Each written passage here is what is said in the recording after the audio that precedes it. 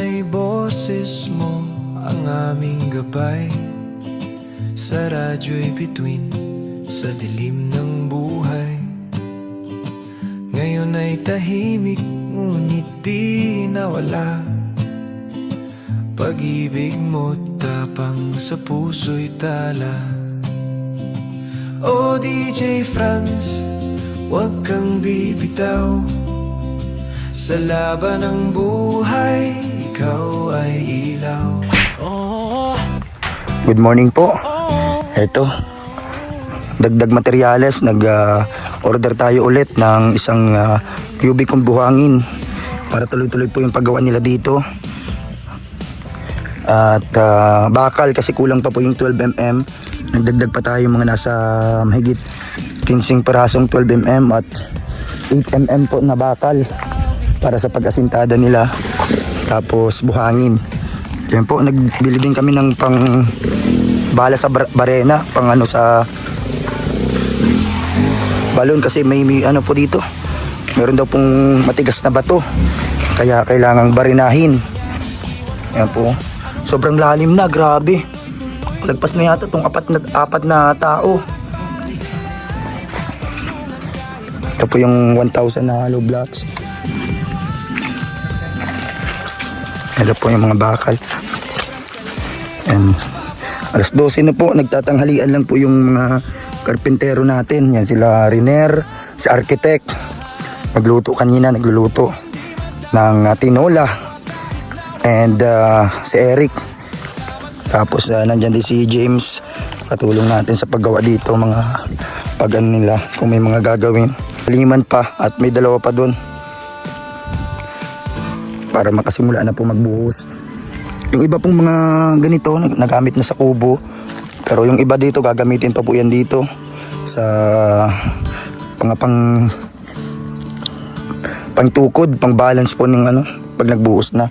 At yung iba sa farm gagamitin.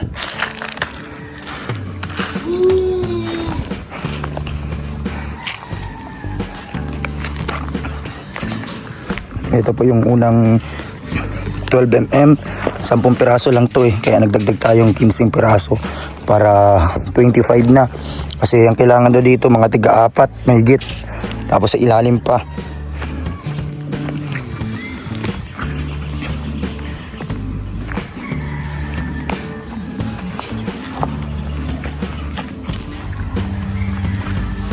Yan, salamat po sa inyo sa mga nanonood.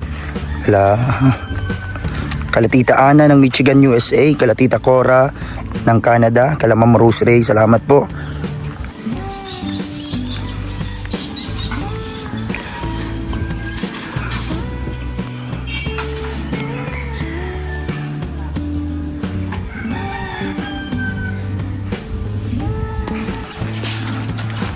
Ito na yung mga bakal.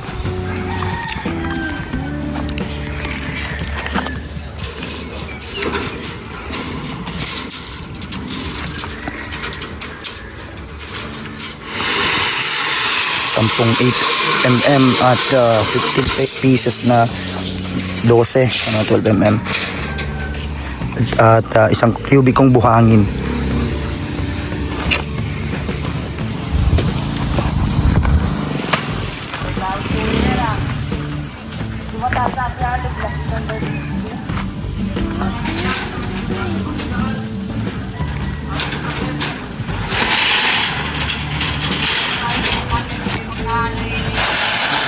Yan po guys.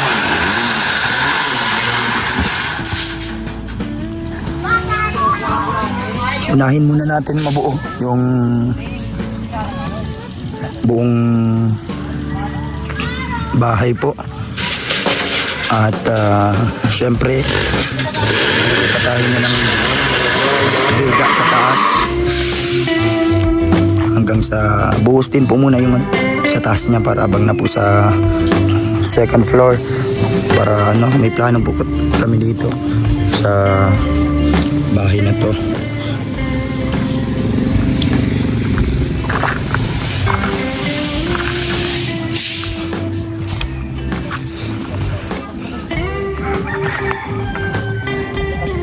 Ito yung natirang pawi dito. May isa pa pala. Yung iba po, nagamit na doon, naikabit na.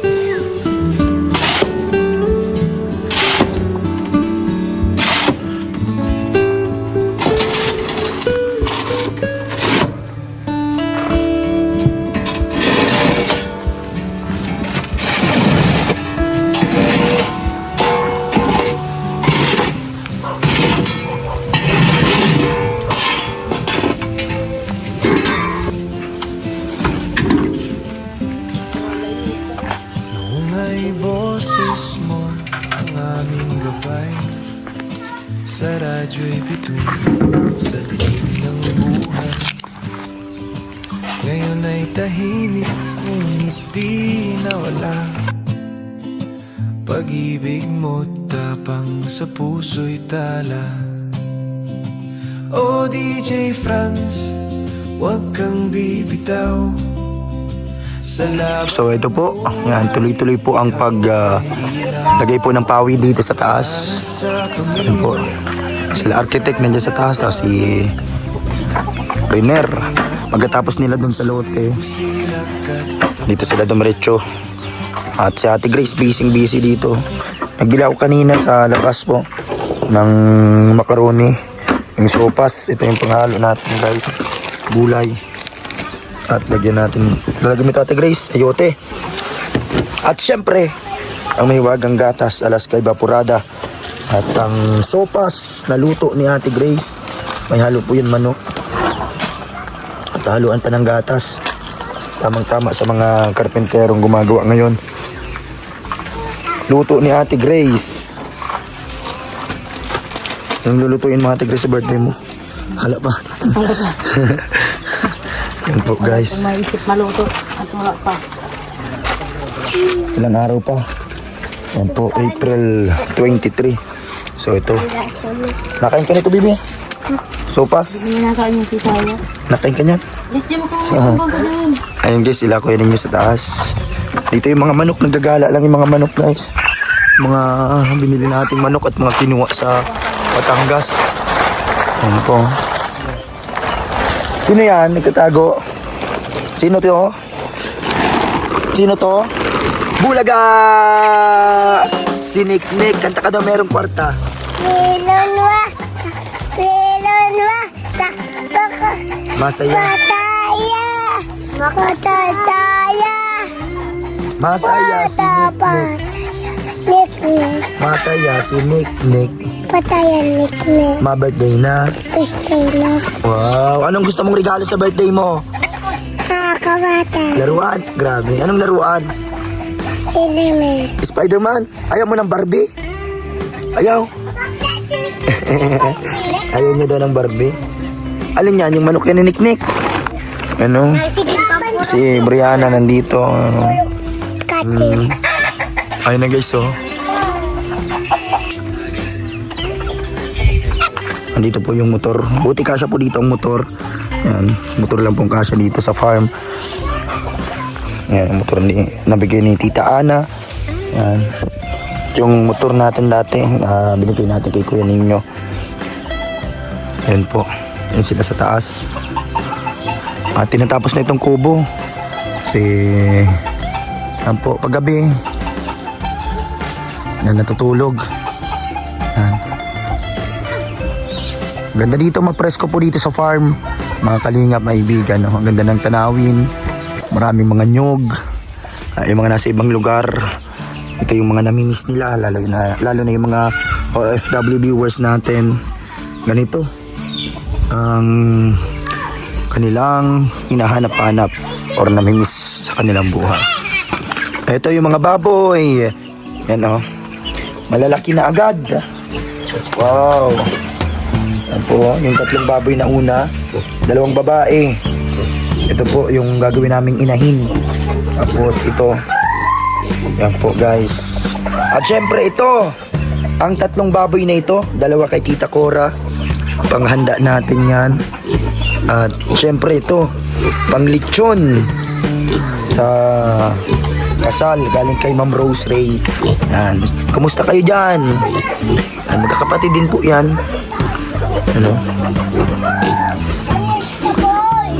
Ang lawak pa po ng lote dito guys. Meron pa po doon. Kaya sa mga gustong bumili ng lote, ano, mag-message lang po sa atin.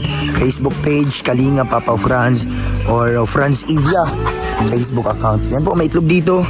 Nangingitlog yung mga inahin. Dito nag-itlog sa labas. Yan po. Wow, grabe oh. 5 itlog na. Biglang inahin dyan sa labas ng itlog. At si Niknik nanguli ng manok. Ala ka Niknik. Si Niknik talaga ay. Ay, ay, grabe. Kaya talaga Niknik pag hinabol ka. Ang dami na pong manok dito.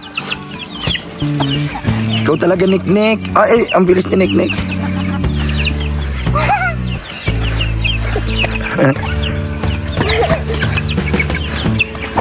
Yung libangan nila dito eh. bawgan ko, Ito po, nilalagay na ni Ate Grace. Nilagyan pa ng chicharon. Ayan. Maraming sabaw. Tamang-tama to.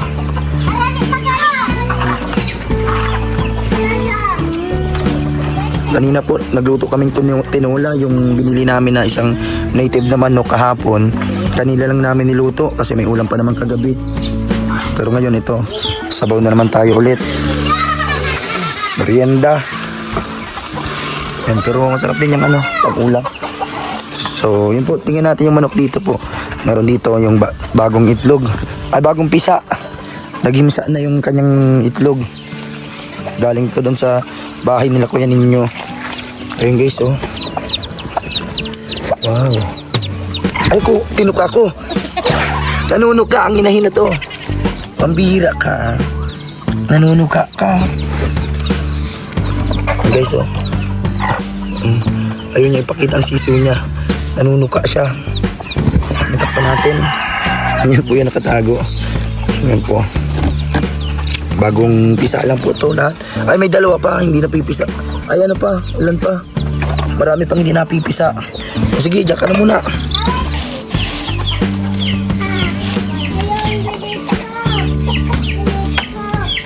Finish ko! Ay wow, ano yan, Nick? Ang galing mo ah. Inano ko, pinahugot ko siya. Hoy, kainan na daw. Kainan na. Ano, may sabaw.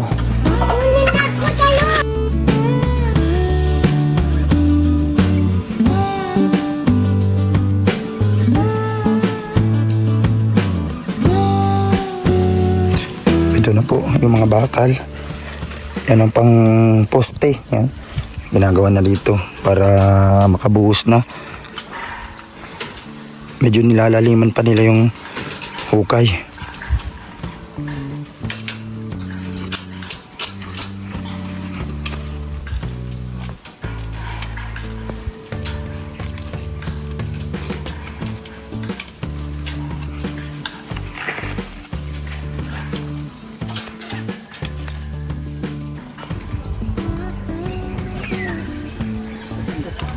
Ito po ang update ngayong araw. Ano, tuloy-tuloy ang paggawa dito, paghukay para sa pagbuhos. Dito may mga bato, yung mga apple size, panglagay po dun sa ilalim. Sa ilalim po nito. Medyo matigas ang lupa.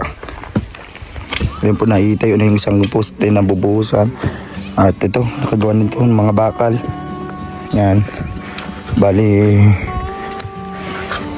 4 na lahat nagawa. Meron pa dito mga bakal. Ito yung mga bagong 10mm na na-order natin. Sabay nito.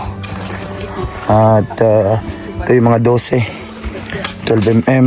At ito yung mga 8mm na nabili natin. Ano? Yung iba nagamit na din po dyan sa poste. Ito yung semento, nandito. May higit 15 na semento pa ito. Yan po. So ito po guys.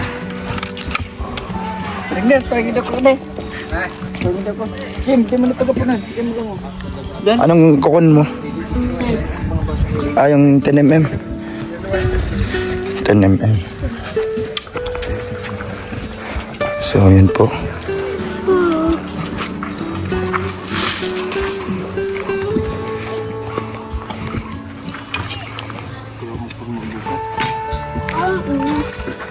Oh my.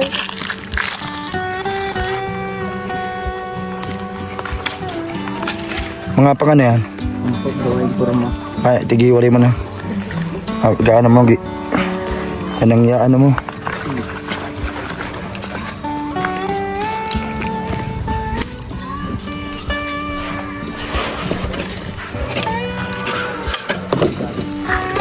Yan po.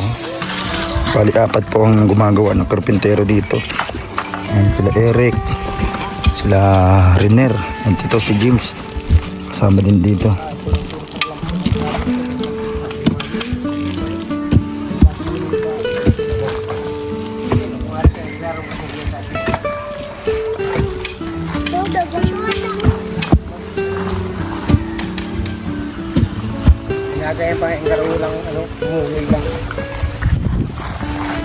Ito po yung mga ginawa nila. Ano? Tibay po ito. Talagang pang ano to, hanggang 2nd floor. Yan, may pasobra yan dyan, oh, habang na yan. Ano, sobrang haba na po niyan. At ito, maraming kahoy dito. Ito yung gali sa mga puno ng nyog na pinutol. Yung iba dyan, magagamit pa namin sa farm.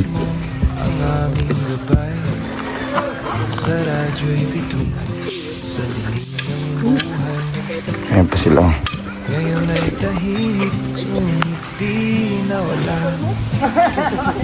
Pag-ibig mo tapang sa puso'y kalat. Huwag kang bitaw sa laban ng buhay. Ikaw ay lang para sa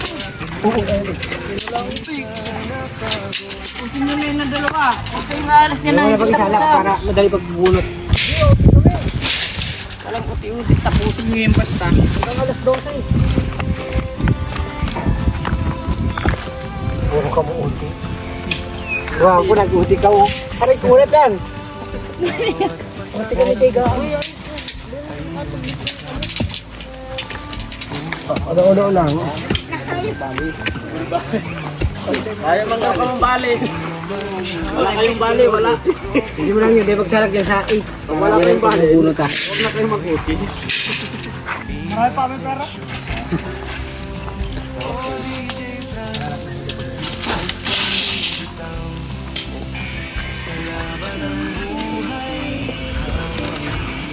Dada. Dada Ed.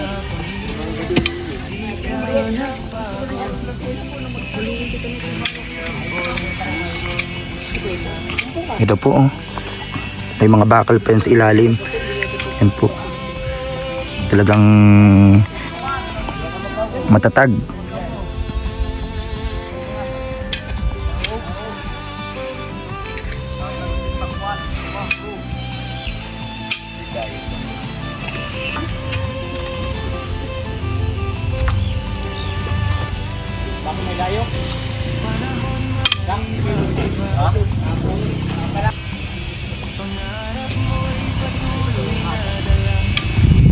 Pulahan na yun.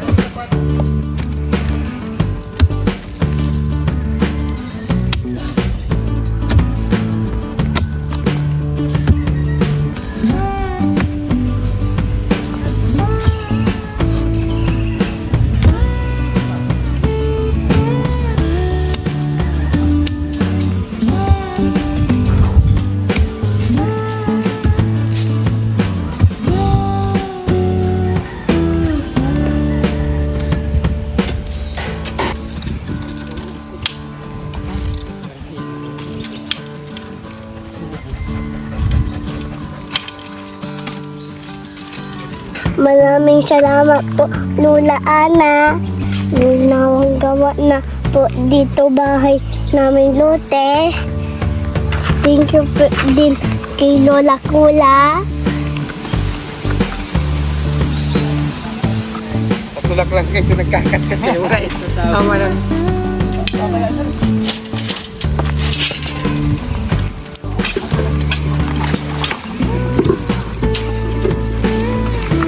Yan po, ito yung mga poste. Kulang pa yun ng dalawa, magawa pa sila. Ito yung mga natirang bakal na 12mm at 10mm. Ayun no, andun yung iba.